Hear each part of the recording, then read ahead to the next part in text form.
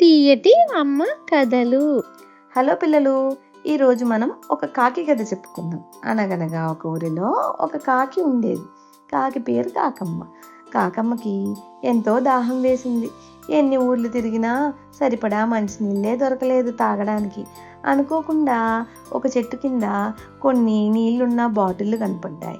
బాటిళ్ళు ఎక్కడో ఆఖరికి ఉన్నాయి. బాటిల్లో తన నోటితో ఎంత ప్రయత్నించినా నీళ్లు అందలేదు, తాగలేకపోయింది. ఏం చెయ్యాలో తోచక బాగా నిరాశపడింది. మరెక్కడా వాటర్ దొరకలేదు.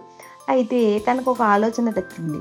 ఆలోచన ఏమిటంటే ఆ పక్కనే ఉన్న రాళ్ళను, చిన్న చిన్న రాళ్ళను బాటిల్లో వేయసాగింది.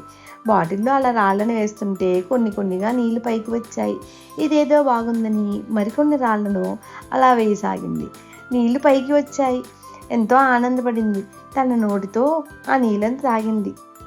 మంచి ఆలోచన కదూ, తెలివిగా ఆలోచించింది. ఈ కథలో మనం నేర్చుకోవాల్సింది ఏమిటంటే సమస్య ఏదైనా నిదానంగా ఆలోచించి నిర్ణయం తీసుకోవాలి. లైక్ చేయండి పిల్లలు, సబ్స్క్రైబ్ చేయండి.